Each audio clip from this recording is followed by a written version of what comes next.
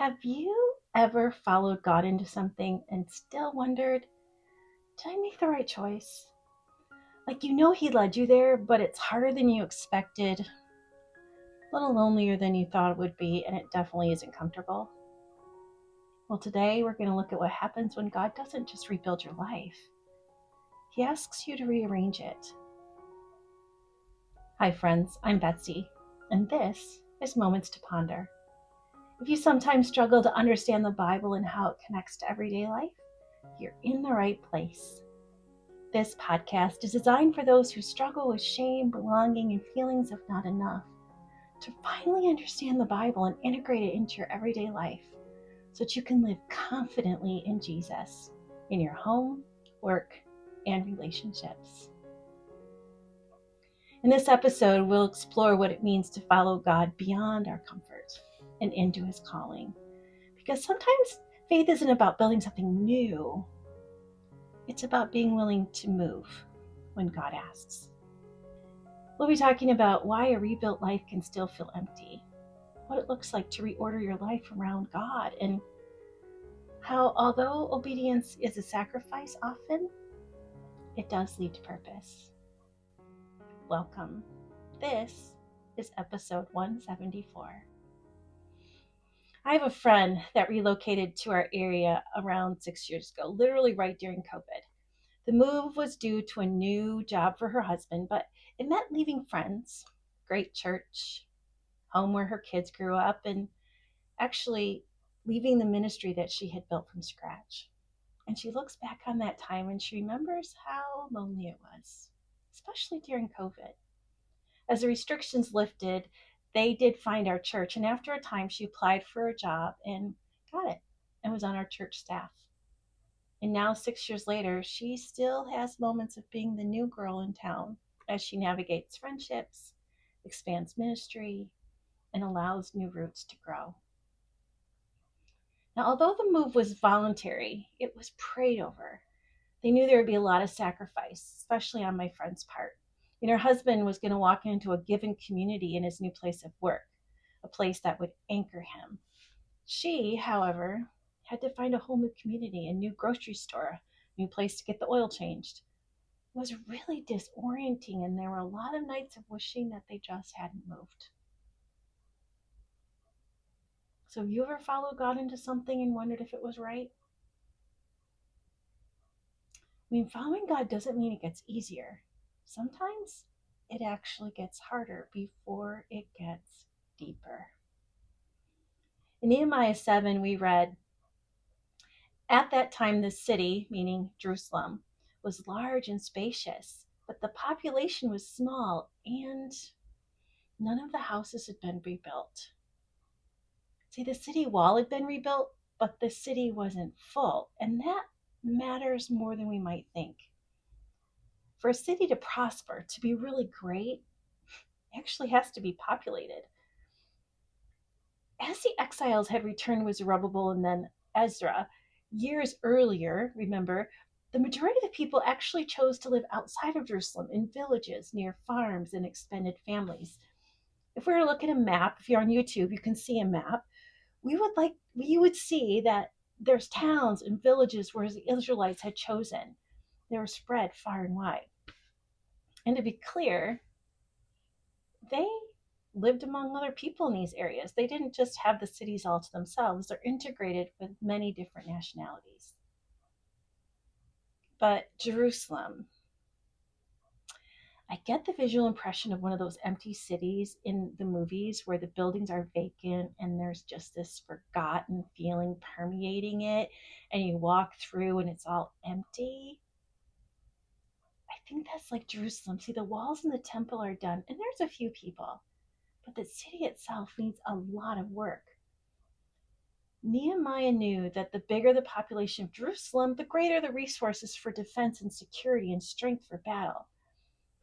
He didn't just rebuild the walls just to see some conquering army come in and break them all down again.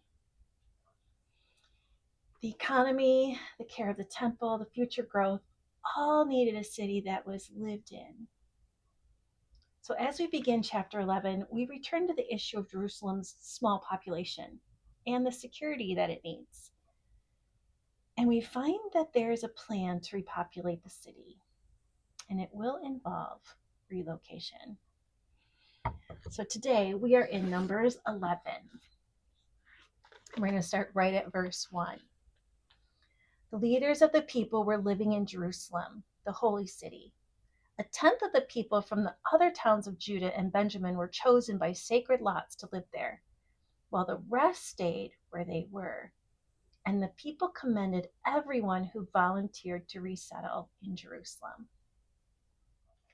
Nehemiah writes of this so quickly, but the actual process is huge. Now, we see that the leaders are already living in Jerusalem, as they should be, and they're about to bump the population by basically tithing people. Think about it. 1/10 of the people from all the other towns of Judah and Benjamin.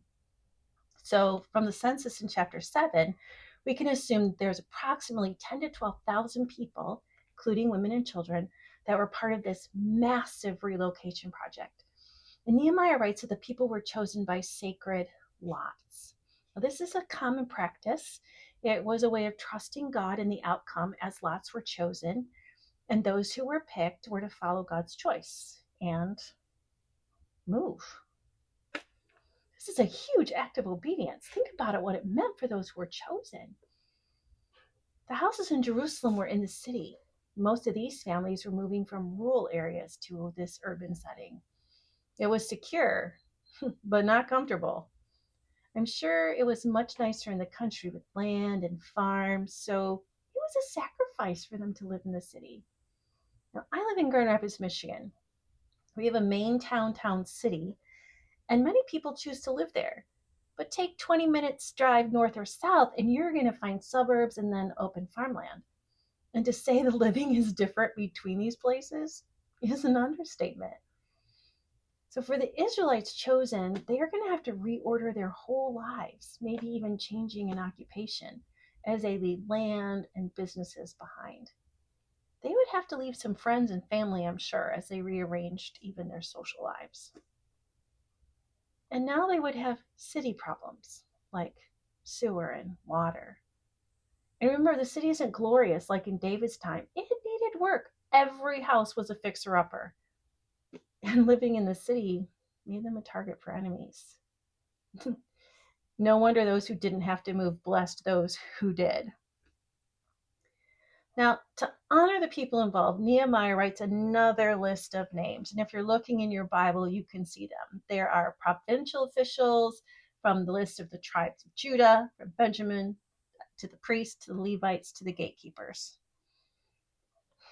I'm not going to take time to read them all, but I do appreciate that Nehemiah notes every single one of the families. Then he actually goes on to write those who stayed to serve in the temple, and he lists all the people of Judah who were living at that time. And you can see it if you're on YouTube. Here's the map. Now, Nehemiah lists these names and places, not just for record keeping, which he really did love to do, but to honor the people who said yes in obedience, showing us again that each person matters. It's good for us to remember that behind the walls, the festivals, the oaths, and the move, there's still a why. Nehemiah has not lost sight of the goal for there to be stable, consistent worship for the people of Israel. And for that to happen, there needed to be people running the temple and all it required. And it needed to be surrounded by people who lived within the city to keep it growing and vibrant. Nehemiah has been working all of this from the outside walls to now the inside structure.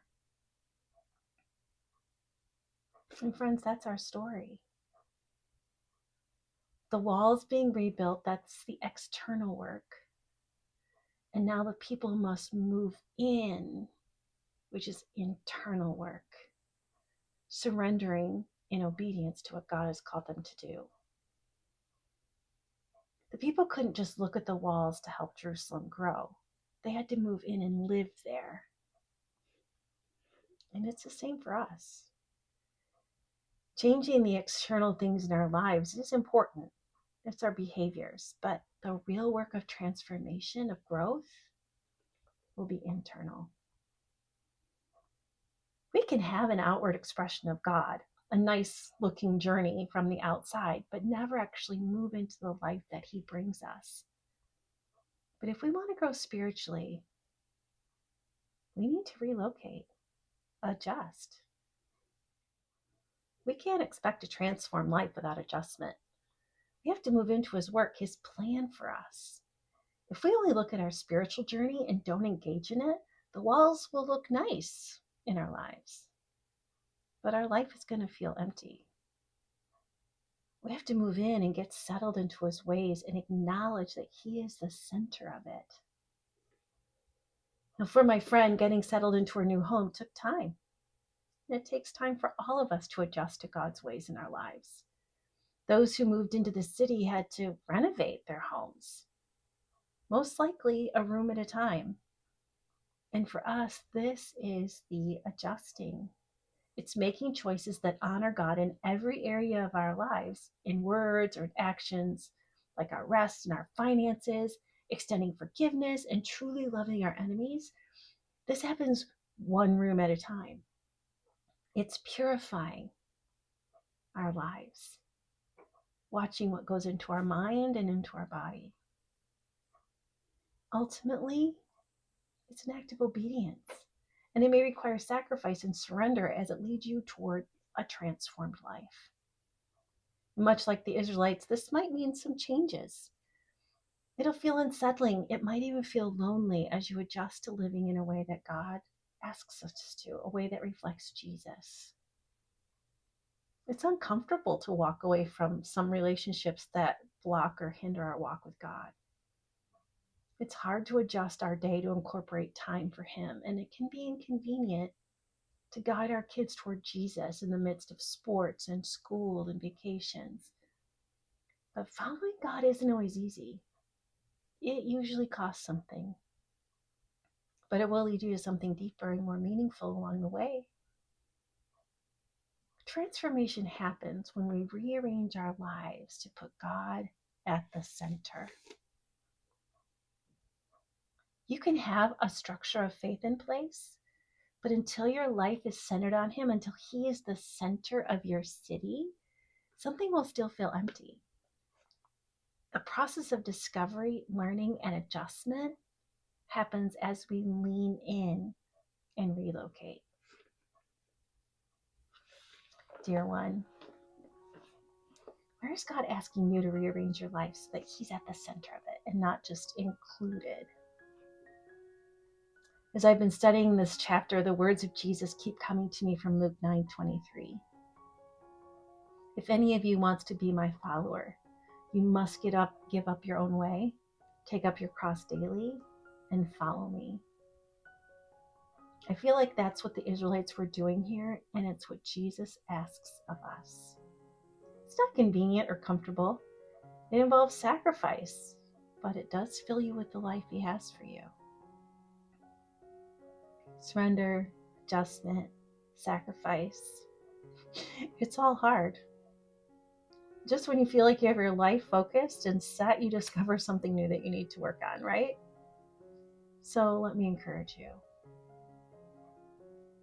Getting God at the center of your life and adjusting to Him is a process that happens over a lifetime. It doesn't happen in a day or even a week. And God is right here, loving you through it all. Because as we rebuild our spiritual journey, that's the external work. Now it's time to move in and do the internal work, the internal surrender of bringing Jesus into the center of our lives. And when we do that, emptiness fades because we're reordering our choices around Him, knowing that He is with us. And even when those choices require sacrifice, we discover the wonder of adjusting our lives to His work, and we come to realize that on the other side of obedience isn't comfort, it's something better. Growth, joy, peace, and love. As God loved his people, he loves you. And when the doubts come and adjusting to his direction seems really hard, remember, his strength is within you to help you move right in to his new neighborhood for you. Thank you for joining me today as we continue this journey through Nehemiah. I am so honored that you've chosen to spend time with me, and I'll see you again next Tuesday. If someone you know is struggling with their choices around following God, I encourage you to share this episode so that they may remember that he is always with us, and he asks that we adjust to him in the center of our lives.